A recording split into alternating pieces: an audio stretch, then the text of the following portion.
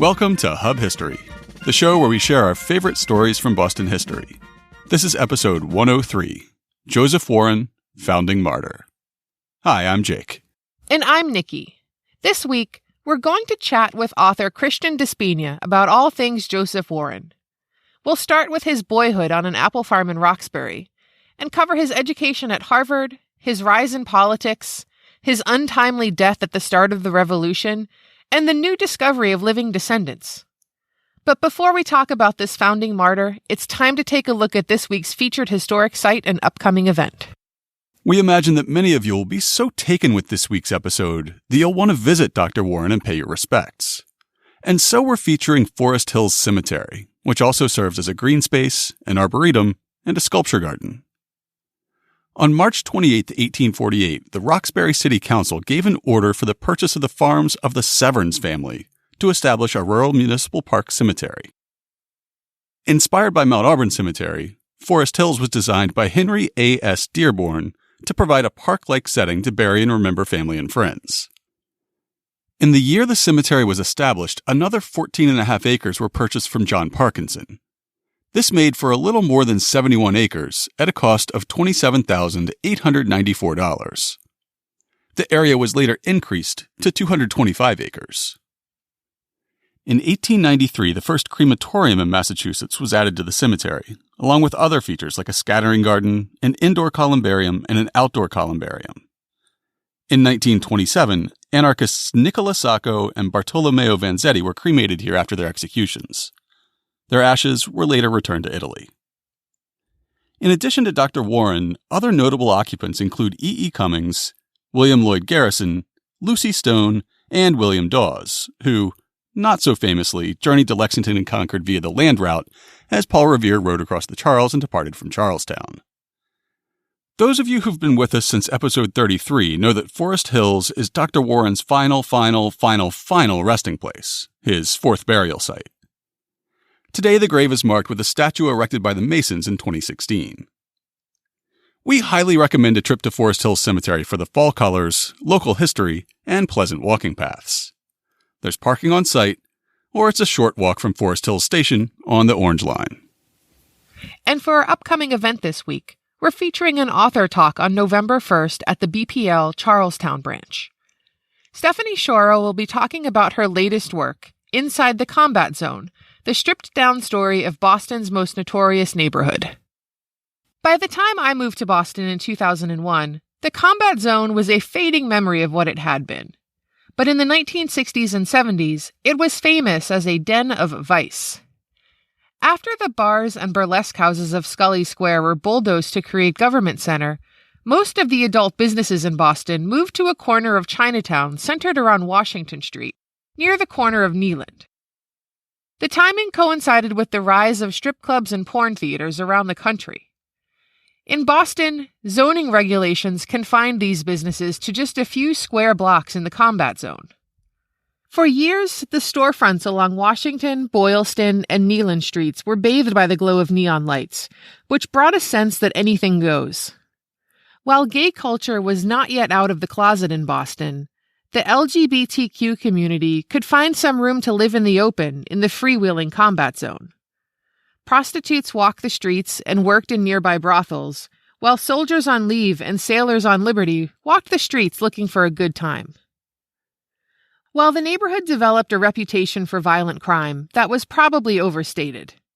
Compared to crime rates in other neighborhoods, the combat zone was elevated, but not unparalleled. That isn't to say that terrible things never happened. For one example, check out episode 32, where we tell the story of the serial killer who called himself the Giggler.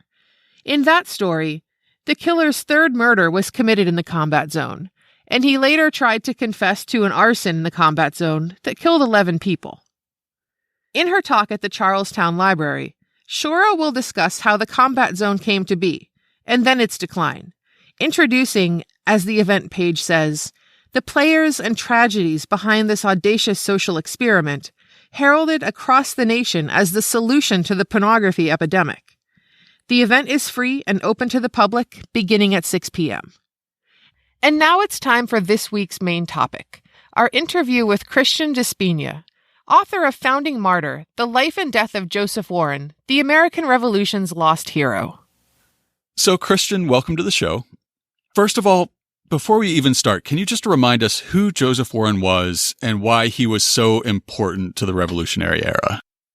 I think that's one of the questions I get most frequently. Why don't we know about him? Why isn't he more discussed? But I think he was important for several reasons. So he, along with Samuel Adams, is one of the most active revolutionaries in the decade leading up to 1775, from the Stamp Act to the Townshend Acts, to the massacre, to the Tea Party, to the Suffolk Resolves, to Lexington and Concord, the skirmishes in between Lexington and Concord and Bunker Hill. And I think the shame is that Warren is killed when he's 34. He's killed a year before the Declaration of Independence is declared. So I think if you took any of the men that we now esteem as the founding fathers, and if you killed them off at the age of 34 or 35 or somewhere in that area and kill them off, even if you extend their life to 1776, they're not going to be founding fathers. And one example I like to think of is, I think of David McCullough's biography, John Adams. Mm-hmm. If we end John Adams' life at the age of 40 in 1776 in July after he signed the Declaration, the McCullough book ends before chapter 1 is even finished. That's a good perspective on it. So I think everybody who knows Joseph Warren knows a lot about Joseph Warren's death, his martyrdom at the Battle of Bunker Hill. But your book is very unique in that it explores the whole of his life. So can you take us back to Joseph Warren's roots? He's born in 1741 and he grows up on a farm in Roxbury. So to start us out, can you describe what Roxbury itself would have been like at that time, and then what the Warren household in Roxbury would have been like? Right. Well, I think there's few vestiges left in actual Roxbury. Obviously, it's much different now than it was then. And after doing a lot of the research initially after the first few years and then traveling to Roxbury, it was sort of a culture shock or a splash of ice water in the face. But it would have been very hilly. There would have been a number of orchards, farms, several meeting houses, and Roxbury connected to Boston via the Bismuth, which was a 40-yard wide little road that connected Boston to Roxbury. Because, we think of Boston was a town, but it was really a peninsula that was connected to the mainland through this what was called Roxbury Neck.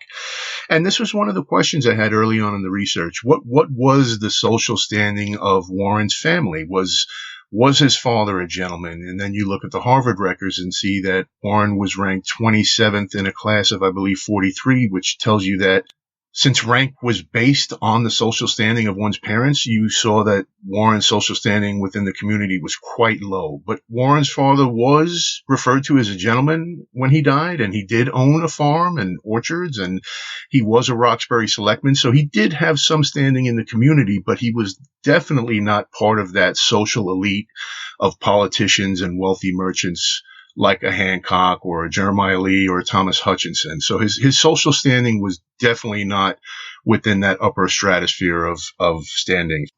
Yeah, we were surprised to learn that his family owned enslaved African Americans when he was young because, we too didn't think the family was wealthy enough to be able to afford slaves.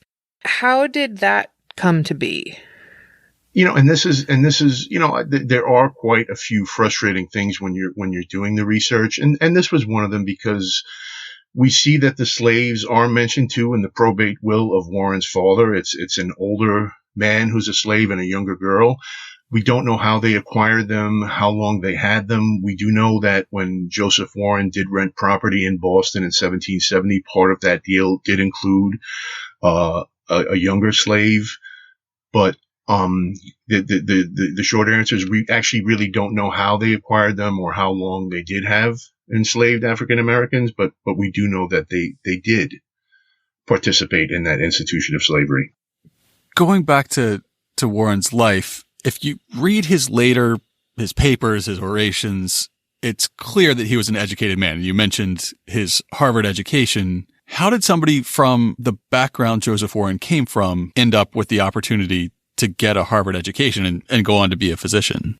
Again, I think that the family did place a premium on education, and we know that some of Warren's ancestors, one was named Robert Califf, and he had been involved with the Salem witch trials, where he had taken a stand against the Mather family and other prominent families who were supporting these witch trials, and that his mother was referred to as two monikers, Captain Samuel Stevens and Dr. Samuel Stevens, and we do know that Warren had a close relationship with his maternal grandfather.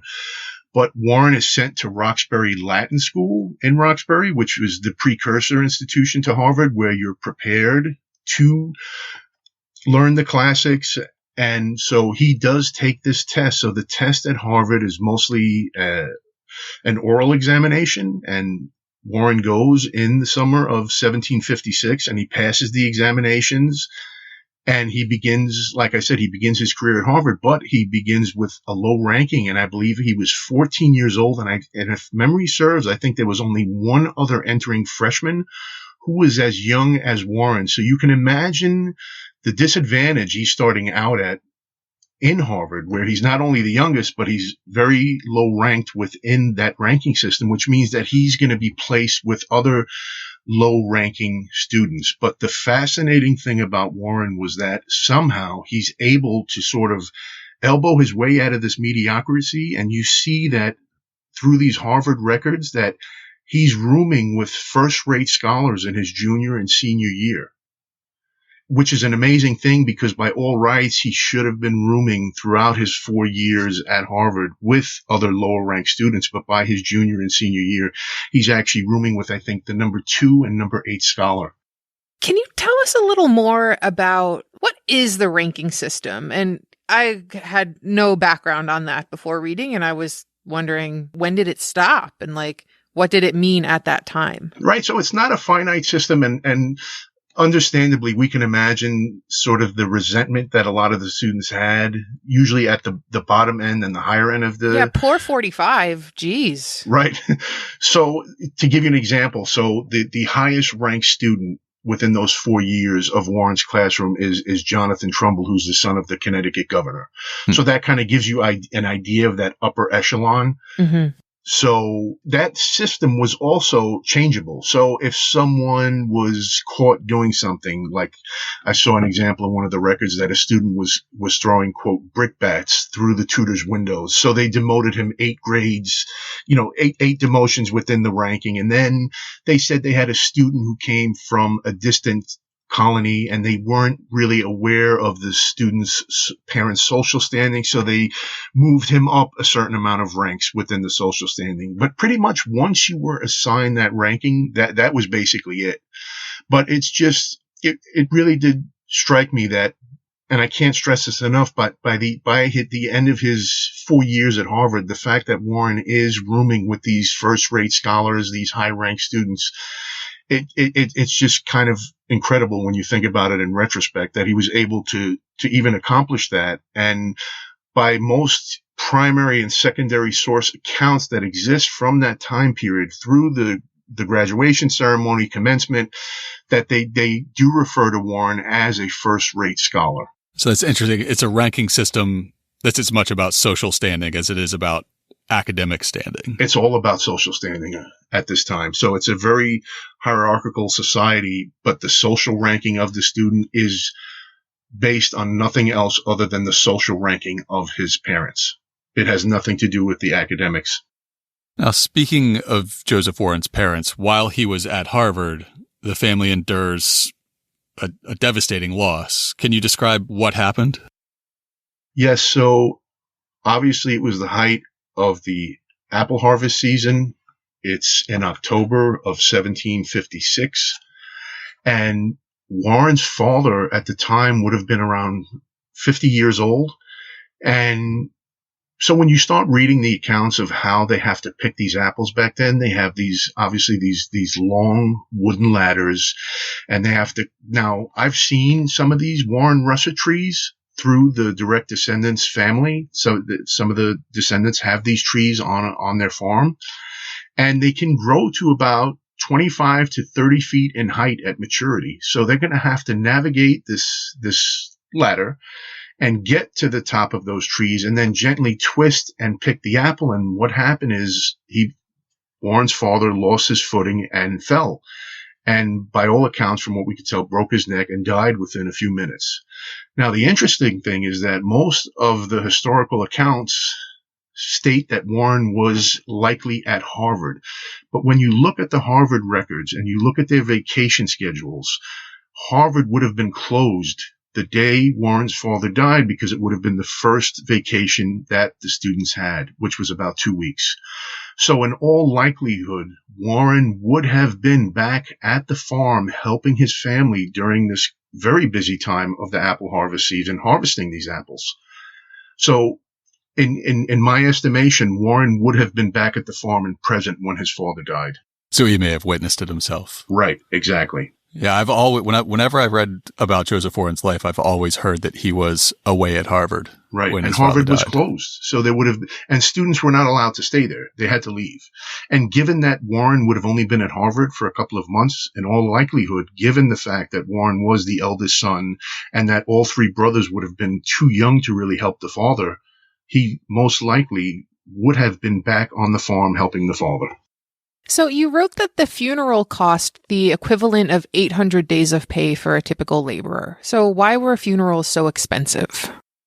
You know, it was just part of the ceremony at the time. What the ceremonies did involve was hiring a team of horses and a casket and presenting these mourning rings, which I found fascinating because in addition to buying white gloves for the funeral attendees, usually the family of the deceased would buy mourning rings for the people who attended. And this kind of ties into a little bit of information I uncovered about Warren later on about a mourning ring that he had specifically made for his wife.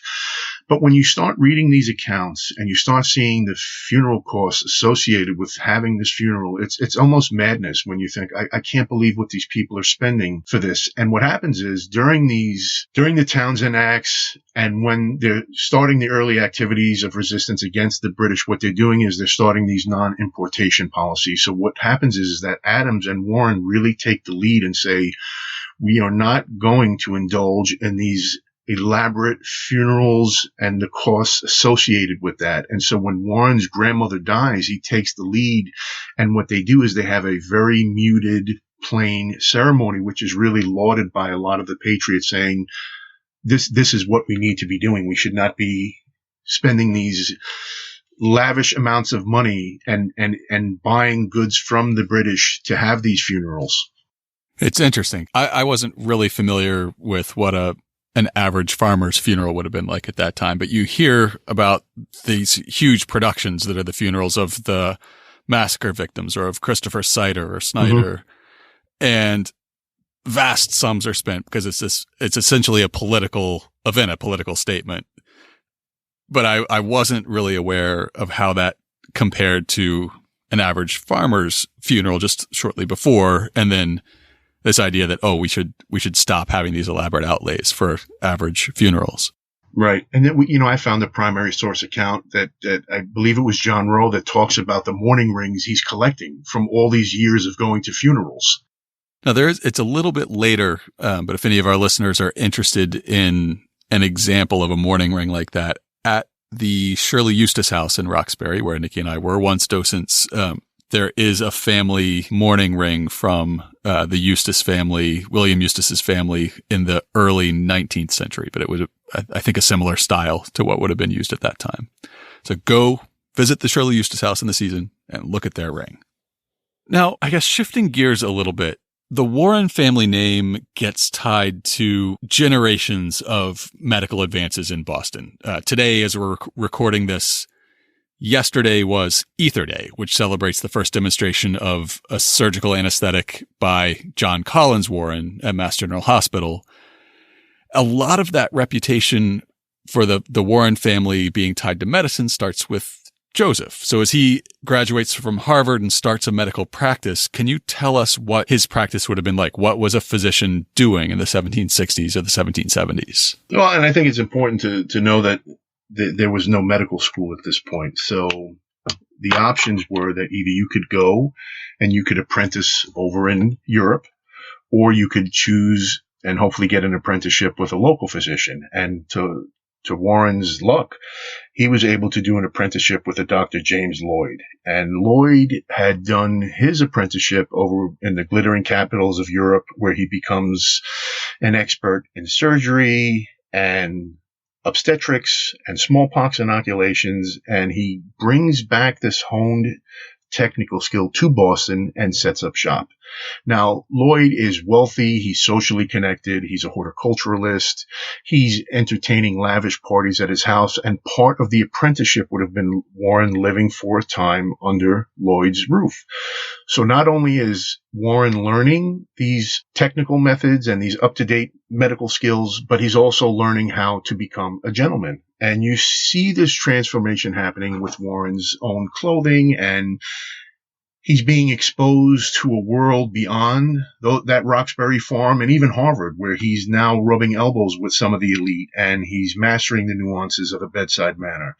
And so really important are Warren's medical journals that are housed at the Massachusetts Historical Society, but what has never really been deconstructed before are the volumes of records kept by Warren's supplier of medical supplies and medicines, which was a Mr. Greenleaf, and those records. So for 10 years, Warren is buying all kinds of items from Greenleaf for his practice, which would include a blister pipe for administering enemas, and he's buying penis syringes, which is treating sexual diseases, and he's using things like opium to treat diarrhea and as a cough suppressant.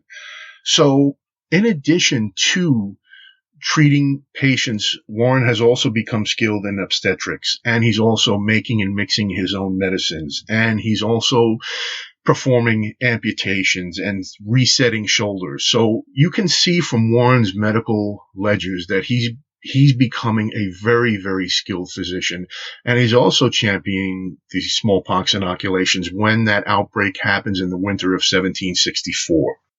So that's the year when, and we've talked about this on the podcast a little bit before, but that's the year when John Adams comes into the city of Boston from his farm in Braintree to get himself and I believe his brothers inoculated. Yes, and Warren inoculates Adams' brother, and then that's when we have the earliest description of Warren's physical appearance, when John Adams writes about Joseph Warren and him administering the smallpox inoculation to John Adams' brother. And that was the beginning of a beautiful friendship. Yes, to say the least. And one of the great things is by locating, so every history to this point has claimed that Joseph Warren's direct bloodline was extinct. And many, many years ago, I was able to find some of Warren's living descendants, and the one I have connected with is the family historian. And he took me to his aunt's farm, which happens to be in Virginia. And she pulled out a whole host of items that she had, family heirlooms, and one of them was a silver spoon ladle that would have been given for the christening, as a present for the christening of a child, and it was from John Adams to Joseph Warren. So it was just a nice little piece of material culture connecting the two even more. I would love to see that. I have a picture that I can send you. Actually, would it be all right for us to put that in the show notes for this week's episode? Sure, absolutely. Because as everyone who listens to our podcast knows, we are Team Adams for life. Yes. Speaking of the great loves of Joseph Warren's life, he married Elizabeth Houghton in 1764. So can you tell us a little bit about her background and what their courtship was like? And here's another frustrating part of the story. So there has been literally nothing about Elizabeth Houghton Warren other than a death notice and a marriage notice, and nothing else. So I was fortunate enough to come by her father's probate will, which I was able to deconstruct a little bit and see exactly. Now, Houghton's father died several months before. I was able to find out that her father was a Mason, but he was a Mason of St. John's Lodge, and that when Joseph and Elizabeth are married in September of 1764, she really inherits the lion's share of her father's inheritance, which included half of what was known as Houghton's Wharf and all the buildings located therein. She also I'm going to have to dig out a map to see which wharf was Houghton's wharf. And I was able to locate, and I don't have it in front of me, but the general vicinity of where it was. And she also inherited some cash and some goods. And so what I was also able to deconstruct is when I looked at some of these Warren family heirlooms, we were able to find that Joseph Warren had a fifth child who had died in infancy named Mary. And I was able to cross-reference this with the Brattle Street baptismal records, which did coincide with this family tree that did notate the birth of one of the other children, which coincided with the years. But also that this mourning ring that I came across that Joseph had made when Elizabeth died. And just to get back to the Houton's Wharf point, the amazing thing was that a week before Elizabeth died, Joseph and Elizabeth sign over the entire inheritance of that wharf to Joseph Warren's brother Ebenezer. And we don't really know why. What I was kind of speculating was that it seemed that this was around when things were really heating up and there was a strong presence of British troops in Boston. And we can speculate that he might have done that to get that wharf out of his name and give it to his brother in case he was arrested on treason, that it would not have been confiscated, would have been able to remain in the family. But I thought it was interesting that they did it literally about a week before Elizabeth passed away. Yeah, I guess had the war turned out differently, that would have been a likely outcome. We see that loyalists lost their property, most of their possessions, anything they couldn't carry away during the evacuation in March of 1776. So if it had gone the other way, it wouldn't be at all unreasonable to think that somebody as visible and vocal and very outspoken as Joseph Warren would have been under some sort of banishment act in reverse. And the other interesting thing, if I can add, about Elizabeth Houton Warren is I was able to find through primary source documents that her painting had not been painted by John Singleton Copley, but it had been done by Copley's half-brother, Henry Pelham. Yeah, so let's back up for just a minute. Mm-hmm. There's a very famous portrait by Copley of Joseph Warren. Right. And then also at the MFA, there's a portrait of, I think it's titled Mrs. Joseph Warren or something like that. And after reading your book, I had to go and I had always thought that was also a Copley. But then reading your notes, I looked at it, first of all, with a critical eye and said, that doesn't, the eyes don't really look like a Copley. And then I looked at the notation on the MFA website and it just says, I think it's attributed to the circle of Copley, something like that. So it's not directly attributed to. Well, for years it was attributed to Copley, but then it changed, I believe, with the Jules Prawn book, where it said it was someone within Copley's circle. But I did find the definitive primary source document that does tell us that it was indeed painted by Henry Pelham, who was also the person that Paul Revere had stolen the Boston Massacre engraving from. Yep. And who made one of my very favorite Revolutionary era maps of Boston. So one thing that having portraits by Copley and Copley's circle, apparently Henry Pelham, means is that the Warren family's fortunes are increasing in this period. Copley's considered one of the greatest painters of his era in North America, in Boston, and eventually in Europe as well. So as the success of the family is growing, are there other ways that Joseph and Elizabeth Warren are showing off their fortune? Oh, absolutely. We see that Joseph Warren had purchased a home in West Boston, and there's pages and pages of primary source documents detailing all the custom construction projects that he was having performed in the house, whether it was the shingles and he was having windows built and kitchens and wells and just an incredible amount of work. Painters, carpenters. It's also been wondered before, did Joseph Warren own a horse? And I was able to find in one of the primary source documents that Joseph Warren did indeed own horses, but he also had his carriage painted vermilion. Now, that color is significant because it is the single most expensive color at the time, and it's in high fashion in London. So I like to joke around and say it would be watching a pink Bentley drive by with a fountain in the back. But we also know, and I thank J.L. Bell for this, because J.L. Bell also brought to my attention that John Hancock himself had a carriage painted vermilion in 1767, I believe. Warren's was painted in, I believe, 1773. But it's just a little, it's just another material culture piece that speaks to his rising social status. within the community. The fact that he's having this lavish home built, because we also find that Warren's renting in 1770 a home from the Green family, but high social status people in Boston did not rent homes. They lived in opulent mansions. And this is what Warren was building in West Boston while he was renting this property from the Green family in 1770. So on the subject of their fortunes, I think I read that, again, as an adult, once his wealth began to grow, that Joseph Warren and his family owned enslaved people again. Is that correct? There's a reference when he rents this property from the Green family that it's going to include a slave boy.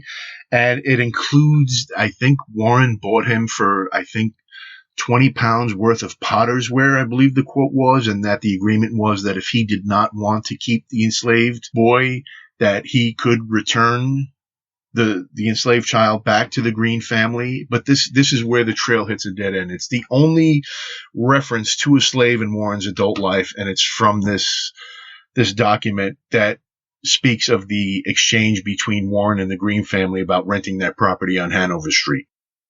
So that's interesting and a little disturbing that you rent a house and it comes with a person. Exactly. So, I mean, and you can't whitewash the history. I mean, it's that's the reality of the situation that Warren's family did own slaves when he was a child, and he did own a slave for a certain period of time as an adult. Did you ever get a sense of whether Warren reflected on that at all? And especially as he starts speaking out for liberty, doing the massacre orations and these very public appeals to the sense of liberty. Do you get the sense that he had an idea of the conflict between holding somebody in bondage and appealing to liberty, or is that something that didn't cross his mind? No, I think he definitely would have thought about it. I think we also have to put ourselves in the context of the times. And I just, when you think about, was it socially acceptable at that point to own slaves? I mean, there were very few people outspoken about it, wealthy white men of property. But I definitely don't think there was there was definitely a moral tussle, I believe, within Warren about knowing that it was somewhat hypocritical to champion liberty and freedom while also owning enslaved people. I mean, I just don't think there's any way of getting around that. But again, we tend to look at this from a 21st century standpoint, and it's inexcusable from any century. But when you look at it in the context of the times, I think you can understand a little more. But I still would strongly feel that he was aware of that moral hypocrisy.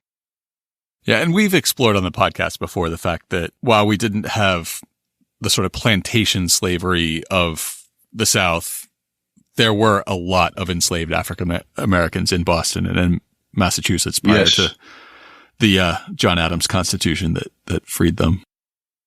So, Christian, can you tell us about how he makes that jump from medical practice to politics? Right. And this is one of the things I found most surprising, because Dr. Lloyd remains a loyalist throughout his life. So, and this was one of the questions I had when I began the research more than 20 years ago. It just didn't answer my question, because most stories or histories I had read about Warren was basically the explanation given as to how he gets involved in the Whig faction is basically Samuel Adams takes him under his wing and molds him into this, patriot politician. But the story is much more complex than that. And if I could go back a little further, I would trace it to the land bank controversy. And to sum that up quickly, was back in around 1740, there was a shortage of specie. And so what some people did, they got together and created what they called the land bank. And what that did was it gave notes of currency that was backed by land rather than specie. But this specie being gold, silver, right. So this created a political faction, because the wealthy merchants and the politicians did not want these farmers and these mechanics creating that system of money. So what happened is, with backing from London, they dissolved this land bank. And what happens is this creates a financial nightmare for the principal investors of the land bank. And two of the most principal investors in that land bank are Samuel Adams' father and Joseph Warren's maternal grandfather. So when you look at these primary source records, these newspaper documents, you're seeing for 20 years that Joseph Warren's maternal grandfather is mired in these horrific financial lawsuits. And at one point, he's selling off farm animals and items, some of his possessions, to pay off these debts. And so it's also been speculated that part of Samuel Adams' bitterness towards England and this growing political divide stemmed from his father's own nightmare involved in the land bank controversy. So this was a common denominator, I think, that both of them could have agreed on, because Warren was close with his maternal grandfather, and throughout the 1740s, 1750s, 1760s, this controversy continues for his grandfather. So when Warren is doing his medical apprenticeship with Lloyd's already a staunch loyalist. So again, we think all this patronage that Joseph Warren gets in his early years when he's beginning his medical career, he had known Thomas Hutchinson for years. Thomas Hutchinson had helped settle the estate of his father when his father had died. Thomas Hutchinson appoints him as an administrator of the Nathaniel Wheelwright estate, which was a horrendous financial bankruptcy that occurred in 1765. Warren is a physician of the almshouse, which was an appointed position that Warren received. So Warren is getting a lot of political patronage from these politicians, from these loyalists. And when you look at these Harvard records, you also see that Warren is rubbing elbows with a lot of these first families in Massachusetts, the Hutchinsons, the Olivers, the Hallowells.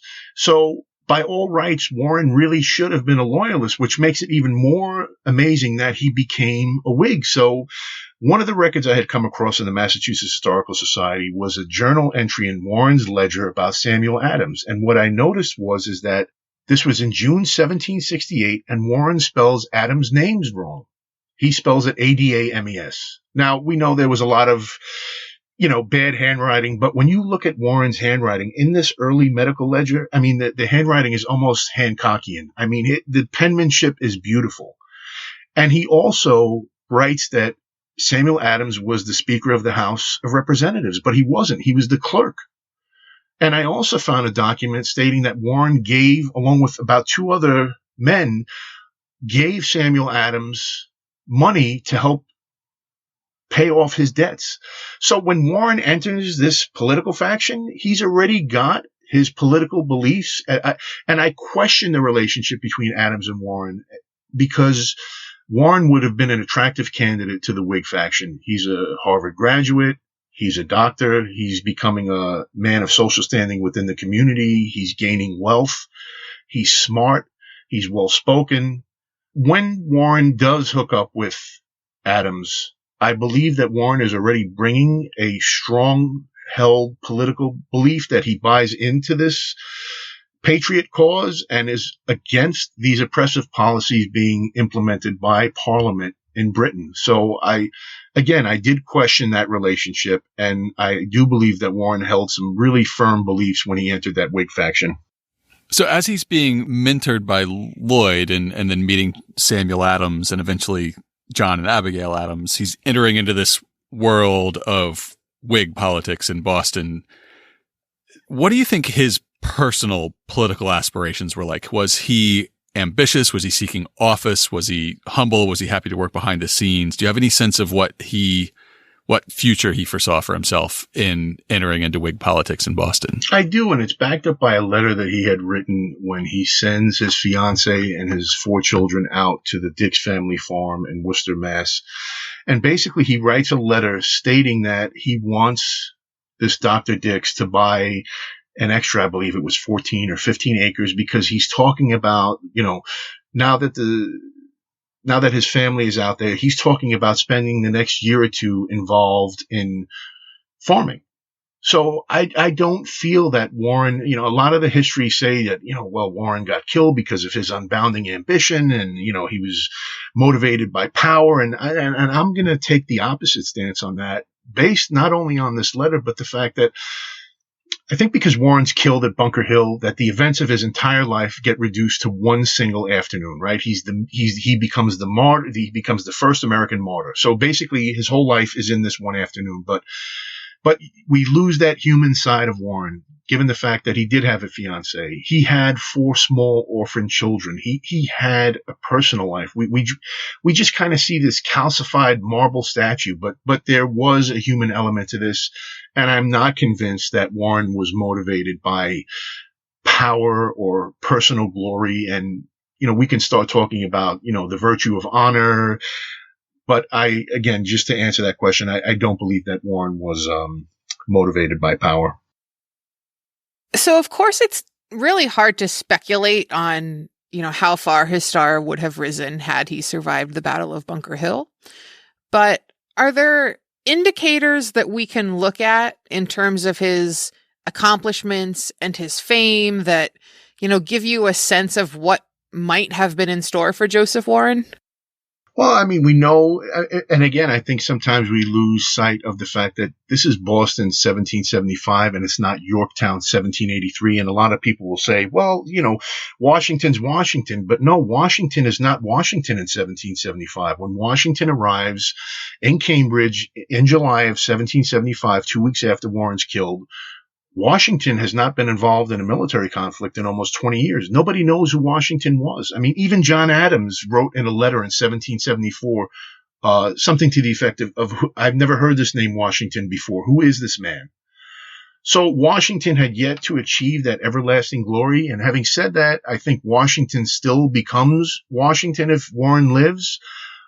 I don't think it's a stretch to say that Warren would have been involved in some way in the Army, maybe as continuing as a major general, maybe becoming part of Washington's staff.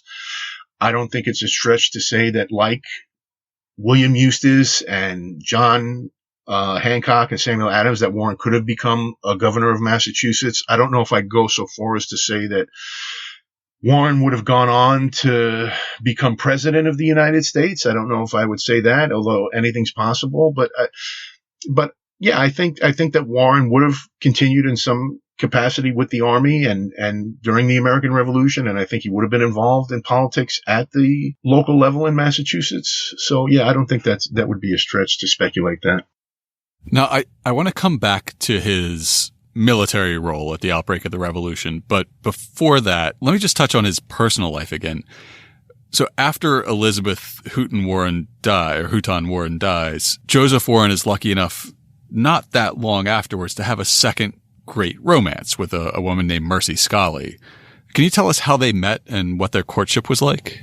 We don't know how they met.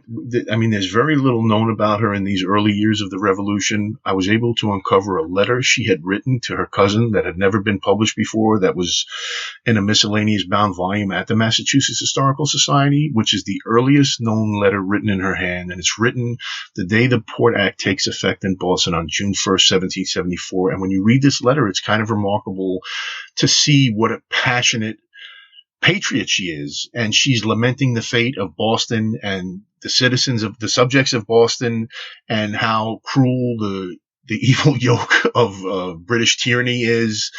But we do know that definitely by the winter, late winter, early spring of 75, that they are engaged and that she is a big part of his life. But, and the funny thing is that there's a lot of controversy after Warren dies, where John Warren and Ebenezer Warren, his brothers, come and take the 4 children. And this is basically gut-wrenching for Mercy, as she relays in some of her letters. And John Warren is basically saying, I've never heard my brother talk about you in any capacity, which is not that surprising, given that when Warren is burning his political correspondence, his personal papers, when he's engaged in these spy activities, I don't think it would have been uncommon for him not to really speak about the relationship with Mercy Scully. But I was able to come across the secondary source documents that talk about how both Warren and Mercy Scully engraved their names in the windows of the homes they were staying at while they were separated between the battles of Lexington and Concord and Bunker Hill, which lends more credence to the fact that they were likely engaged and the fact that the children were in her care. So I do not believe that she was just a governess for the children or taking care of the children. There was real feeling there. And when you read her subsequent letters over the years, I mean, the sad thing is, I guess similar to Alexander Hamilton's wife, Mercy Scully lives for about 50 years She never remarries. She tries to help take care of the children, and some of Warren's children live with her for a little while, and she does help with their education. And she dies, I believe it was 1826, and it's just sad because she dies basically heartbroken and alone all those years later, and she speaks of Warren in these letters throughout the years and how much she loved him and how she laments her fate of spending a half century without him. I have to say the idea of them both engraving the names in the windows is very cute, as long as I'm not their landlord.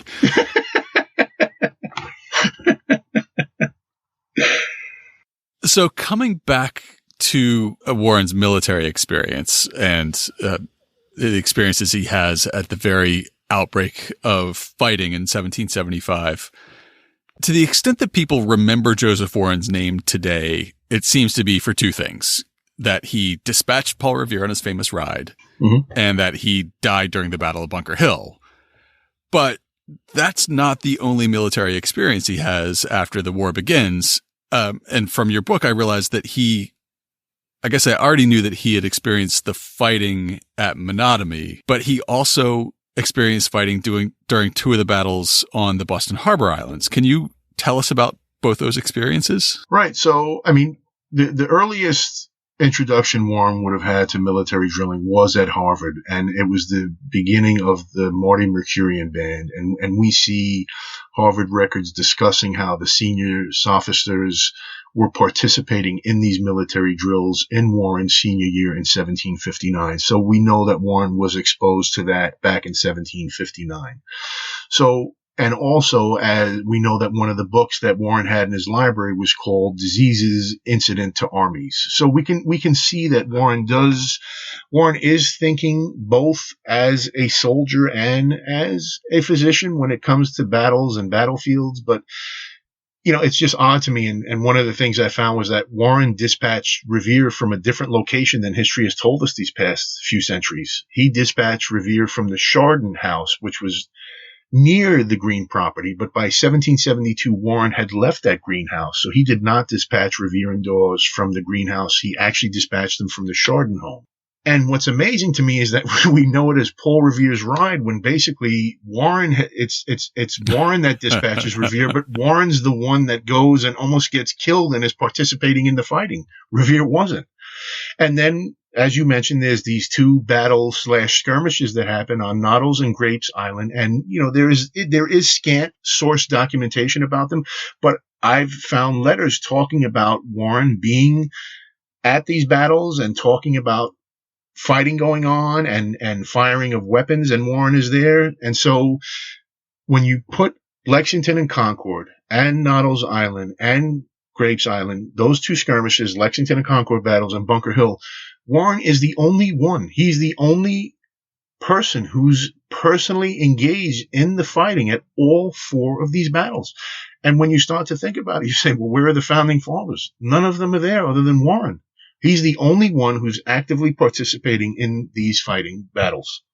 You know, one of the things that we could mention is his direct bloodline and how many of them have been West Point graduates and military officers that have been involved in almost every American conflict since the Civil War. Yeah. So how did you uncover that lineage? So it's funny because years ago I was Googling things on the computer and I was looking for something about Warren. It was a magazine that he had been mentioned in, and I had gotten to like page 12 on Google, and I found this store that was in Virginia that claimed that they were the descendants of Warren. And so I called up and I said, hey, I just, I'm calling because I'm curious. The owners are claiming they're direct descendants of a Dr. Joseph Warren. And she said, oh, yes, they are. And she said, well, I'm going to put you in touch with the family historian. And so I was very skeptical. And the first night he I left a message, and I think he called me back maybe a month or two later. And we were on the phone for about 5 hours.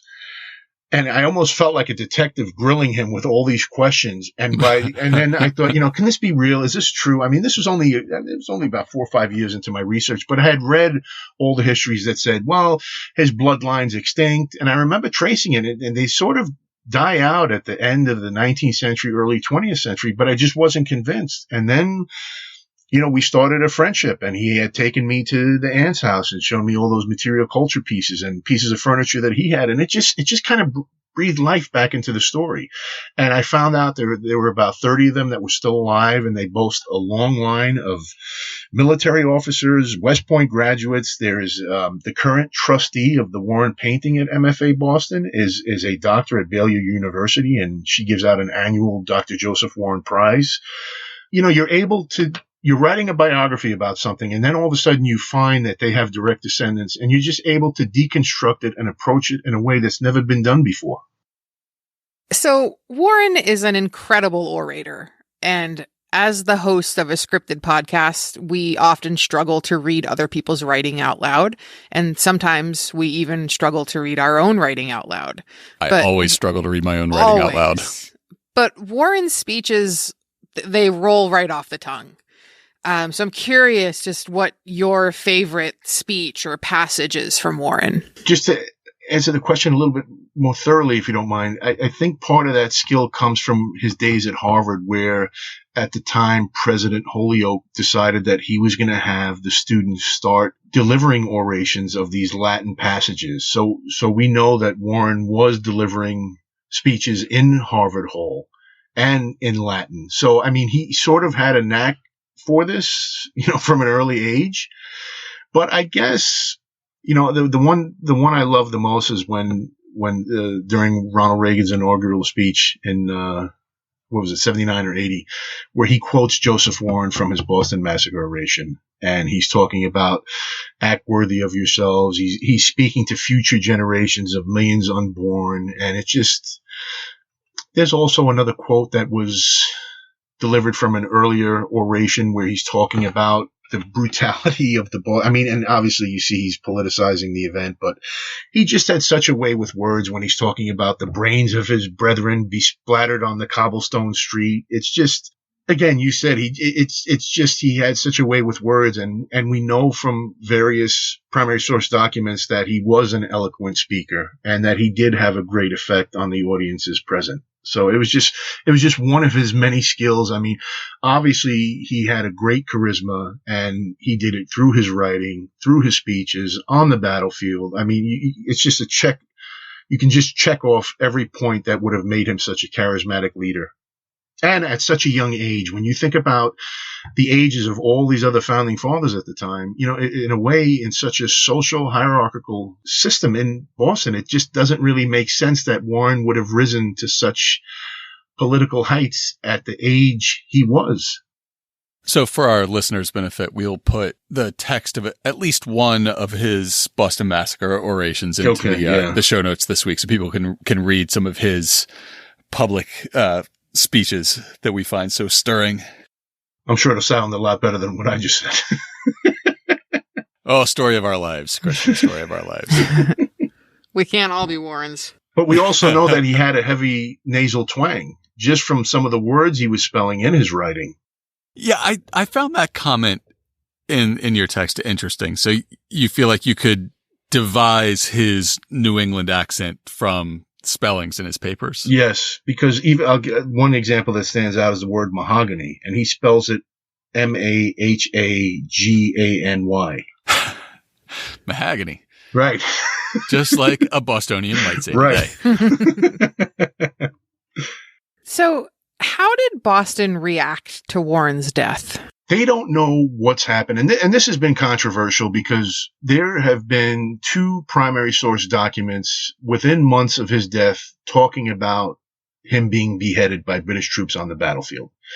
Now, I don't claim that in my book. I don't believe that he was beheaded, but there is a letter from Abigail Adams to John Adams telling him that two soldiers that left the British Army are telling her that there were rumors of Warren being beheaded. And then there's a letter from a Benjamin Hitchborn to John Adams talking about Captain Drew that goes on the battlefield, unearths Warren, starts spitting on him and cuts his head and brings it to Gage in triumph. Now, I've spoken with a lot of combat veterans, and we've talked about this battle. And when you start thinking about the viciousness of this Battle of Bunker Hill, that when they do climb over the walls of that redoubt and the hand-to-hand combat ensues, just think about the humiliation suffered at the British soldiers' hands when they're basically humiliated and defeated at Lexington and Concord.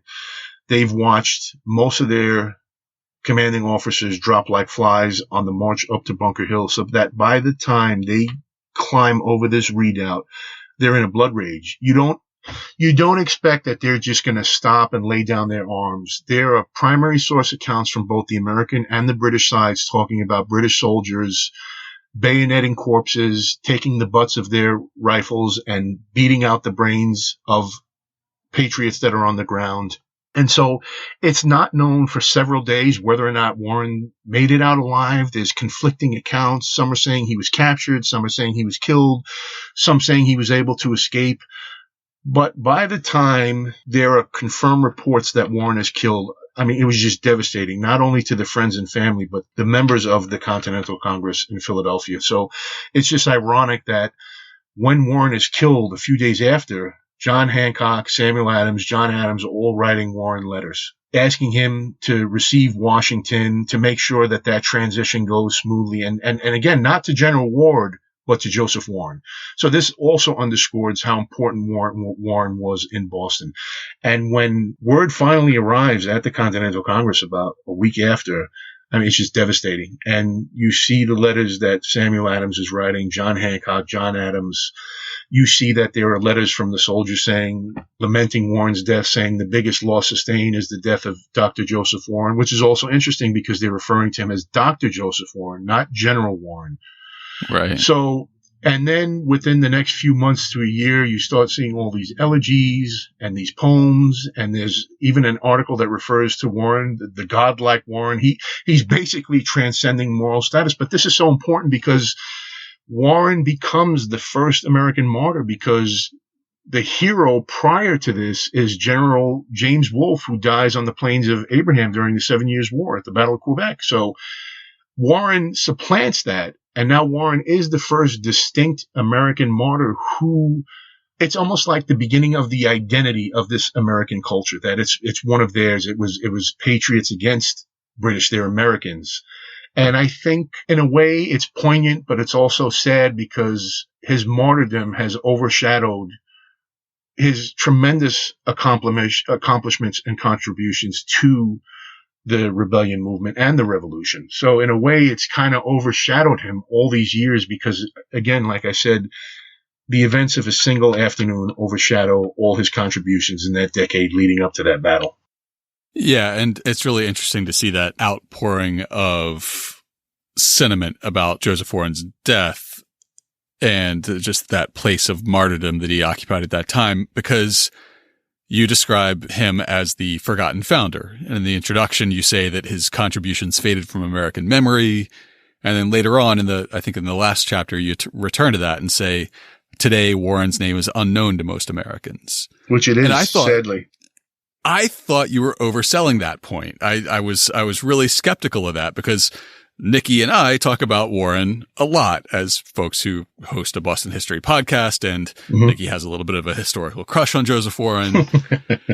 But I took your book on a camping trip earlier this summer, and I was reading the first few chapters, and we were all sitting around the fire with a group of friends, and they asked what I had been reading, and I said, "Oh, I'm reading this new biography of Joseph Warren."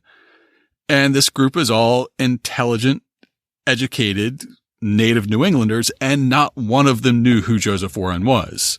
So why do you think that is? Well, again, I think it goes back to the beginning of when we were speaking. And let me just say, I think once you get out of that New England area, it gets even worse. So, my whole life, I was born and raised in New York City. We moved up to Connecticut for a while. We've been in Virginia for some time. Once you get out of that New England area and you start talking about Joseph Warren, it's who is that? And then sometimes you'll get people trying, right, yeah, he's the one who gets killed at Bunker Hill. But even if you get someone who legitimately knew he's killed at Bunker Hill, they can't tell you anything else about him.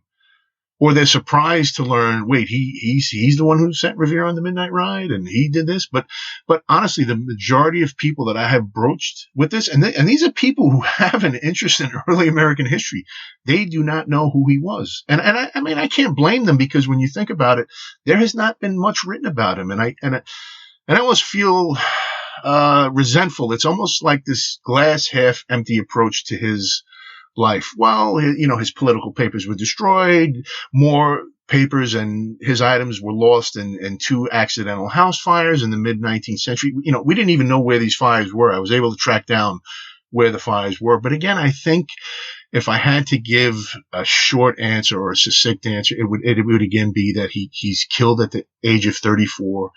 He dies a year before the Declaration of Independence is declared. His martyrdom overshadows his life. But then if we look at his children, so he's never married to Mercy Scully. So he really has no official wife. And he has 2 sons and 2 daughters, and both his sons die in their early 20s, and they don't have children. So the current direct bloodline, you can trace it to the one surviving daughter, Mary Warren, who had 1 child from a second marriage who survives infancy. And I think that's also part of the problem, because if you think about it, think about the first, 6, 7 presidents, the one who had a son become a president. And I think that's also a big part of the problem, that Warren's male heirs die relatively obscure and in their 20s. Well, hopefully your book will help bring some much-deserved attention to one of our favorite patriots. So, before we let you go, do you have Boston area events that are coming up that people can come out and see? Yes, I will be speaking at the Massachusetts Historical Society on the evening of November the 7th, and earlier that afternoon I'll be giving an interview on NPR WBUR in Boston. So if folks want to find out more about you or learn more about the book or more about Joseph Warren, is there a place they can follow you online? Yeah, there's a website, www.foundingmartyr.com. I'm also on Twitter. The handle is @martyr1776. Christian di Spigna, I just want to say thank you very much for joining us today. Oh, I really appreciate you having me on. To learn more about the life and death of Joseph Warren, check out this week's show notes at hubhistory.com/103. We'll have links to Christian's website and social profiles, as well as a link to buy the book on Amazon. We'll also link to the MFA pages for both Copley's portrait of Joseph Warren and the Henry Pelham portrait of Elizabeth Warren that's attributed to Circle of John Singleton Copley. We'll have links to some of Warren's famous writings, a photo of the Warren birthplace all decked out in patriotic bunting for the nation's centennial on July 4th, 1876, and a map showing how to find Warren's 4th and final resting place at Forest Hill Cemetery. And, of course, we'll have links to information about this week's featured historic site and upcoming event. While we're at it, don't forget our free sticker promotion. If you'd like to get a handsome Hub History sticker for your car or laptop, just write us a review on Apple Podcasts. Then send us an email with a screenshot of the review or a summary of it, and send us your mailing address, and we'll mail you a sticker. If you want to get in touch with us, you can email us at podcast@hubhistory.com. You can call and leave a voicemail at 617-383-9255, and we might play it on the show. We're Hub History on Twitter, Facebook, and Instagram. Or you can go to hubhistory.com and click on the Contact Us link. While you're on the site, hit the subscribe link and be sure that you never miss an episode. And if you subscribe on Apple Podcasts, please think about writing us a brief review. It's the best way to help others discover the show. That's all for now. We'll be back next week.